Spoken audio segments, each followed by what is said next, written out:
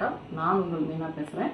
இன்றைக்கி வந்து Gujarati famous mini Bhaker வடி எப்படி செய்யலான்றதை பார்க்கலாம். அதுக்கு தேவையான பொருட்கள் 2 கப் அளவு கோதுமை மாவு எடுத்து வச்சுருக்கேன், 1 ஸ்பூன் அளவு ஓமம் எடுத்து வச்சுருக்கேன், 1/2 ஸ்பூன் அளவு உப்பு எடுத்து வச்சுருக்கேன், 1/4 ஸ்பூன் அளவு ஆயில் எடுத்து வச்சுருக்கோம், 1 டேபிள் ஸ்பூன் அளவு சோம்பு எடுத்து வச்சுருக்கோம், 1 டேபிள் ஸ்பூன் அளவு ஜீரகம் எடுத்து வச்சுருக்கோம், 1 டேபிள் ஸ்பூன் அளவு கசகசா எடுத்து வச்சுருக்கோம், 1/2 டேபிள் ஸ்பூன் அளவு தனியா முழு தனியா எடுத்து வச்சுருக்கோம், 1/4 ஸ்பூன் ஜிஞ்சர் பவுடர், 1/4 ஸ்பூன் வந்து பச்சை மிளகா பவுடர், அதாவது க்ரீன் சில்லி பவுடரு, இது வந்து 2 ஸ்பூன் அளவு வந்து சுகர் பவுட்ரு, 2 ஸ்பூன் அளவு டெசிகேட்டட் கோகோனட் நீங்கள் இருந்தால் எடுத்து வச்சுக்கோங்க.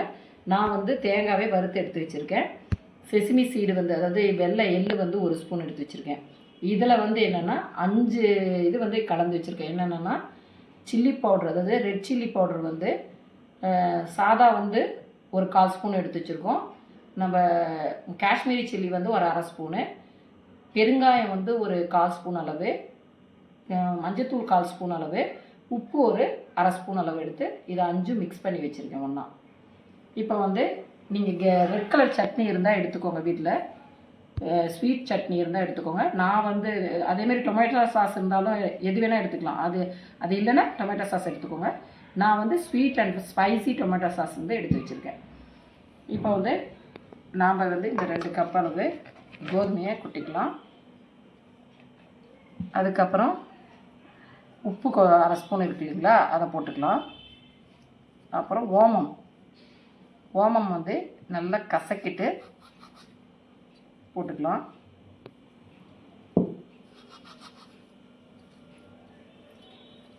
இப்போ வந்து ஆயில் 1/4 கப்பு வச்சுருக்கோம், அதையும் விட்டுக்கலாம்.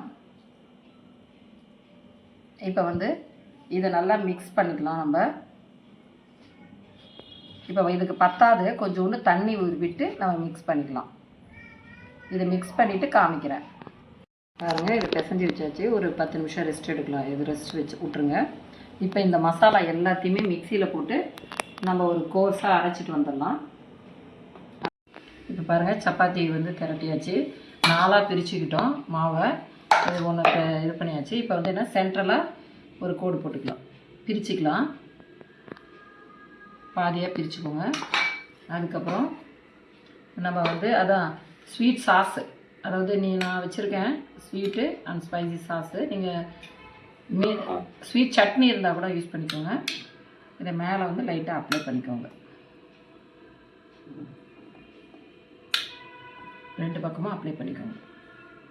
இங்கே பாருங்கள், இதை அப்ளை பண்ணியாச்சு ஸ்வீட் சாஸு. இப்போ வந்து நம்ம இது வந்து 2 பக்கமும் அப்ளை பண்ணிக்கலாம்.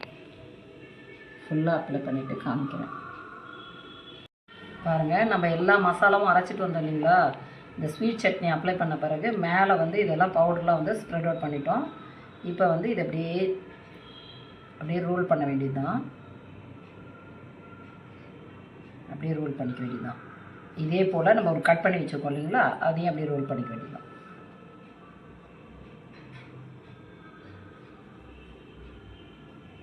பாருங்க, அப்படியே ரோல் பண்ணிக்கலாம். ஓகேங்களா, அப்படியே ரோல் பண்ணிக்கோங்க. இப்போது ரோல் பண்ணிவிட்டு நம்ம வந்து இதை அப்படியே கட் பண்ணிக்க வேண்டியது தான். ஓரத்தில் கொஞ்சம் கட் பண்ணிவிட்டு சின்னதாக இப்படி கட் பண்ணிவிட்டு, இப்போ இது இருக்கு இல்லைங்களா, இதை வந்து நம்ம அப்படியே கையில் அமுத்திட்டு இந்த மாதிரி அமுத்திட வேண்டியது. இதே மாதிரியெல்லாம் செஞ்சுட்டு உங்களுக்கு காமிக்கிறேன் பாருங்கள். எல்லாம் மினி பக்கர் வாடி வந்து இந்த மாதிரி தேய்ச்சி ரெடி பண்ணி வச்சாச்சு எல்லாம்.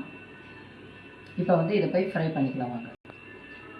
ஆயில் வச்சாச்சு, ஆயில் சூடேறிச்சு. இப்போ இந்த வந்து பாக்கர் வடி வந்து ஒன்று ஒன்றா போட்டு அப்படியே பொரித்து எடுத்துக்க வேண்டியதுதான். நீங்கள் வந்து சப்போஸ் பேக் பண்ணணுன்னா நீங்கள் மைதாவில் 2 கப்பு மைதா எடுத்து அதில் இதே மெத்தடில் செஞ்சுட்டு நீங்கள் மைக்ரோ ஓவனில் வச்சு பேக் பண்ணி எடுத்துக்கலாம்.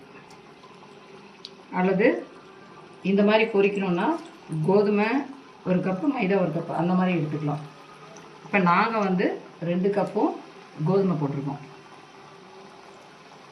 இது வந்து ஃப்ரை பண்ணிவிட்டு நம்ம எடுத்துக்கலாம். இதே போல் நான் எல்லாம் செஞ்சுட்டு உங்கள்கிட்ட காமிக்கிறேன். பாருங்கள் இது ரெடி ஆகிடுச்சு. அதுக்கு முந்தி நான் ஒன்று சொல்லணும்னு நினச்சேன். நம்ம அந்த மசாலா அரைச்சோம் இல்லைங்களா, அந்த டைமில் ஒரு பிஞ்ச் வாயில் வச்சு பாருங்கள். அது வந்து கொஞ்சம் காரமாக இருந்துச்சுன்னா அந்த டைமில் ஒரு 2 ஸ்பூன் அளவுக்கு சுகர் ஆட் பண்ணிவிட்டு அரைச்சிட்டு திருப்பியும் வாயில் வச்சு டேஸ்ட்டு பண்ணிவிட்டு உங்களுக்கு கொஞ்சம் ஸ்வீட்டாக இருந்தால் மட்டும் வச்சு செய்யுங்க. காரமாக இருந்தால் இன்னும் கொஞ்சம் ஆட் பண்ணிக்கோங்க. அது ஒன்று தான் அந்த இடத்துல கொஞ்சம் எங்களுக்கும் அது மிஸ்டேக்காக வந்தது. அந்த இடத்துல நாங்கள் வந்து கொஞ்சம் 2 ஸ்பூன் வந்து சுகர் ஆட் பண்ணிக்கிட்டோம். அது சொல்ல மறந்துட்டேன், அதனால் இப்போ சொல்கிறேன், பண்ணிக்கோங்க. மற்றபடி இதெல்லாமே எப்பயும் போல் செஞ்சு கரெக்டாக வந்திருக்கு. இதே போல் நீங்களும் செஞ்சு பார்த்துட்டு எங்களுக்கு எப்படி வந்ததுன்னு கமெண்ட்டில் சொல்லுங்கள். அதுக்கு முன்னாடி வீடியோக்கு லைக் பண்ணுங்கள், ஷேர் பண்ணுங்கள், கமெண்ட் பண்ணுங்கள், மெயினாக சப்ஸ்கிரைப் பண்ணுங்கள். Okay, thank you.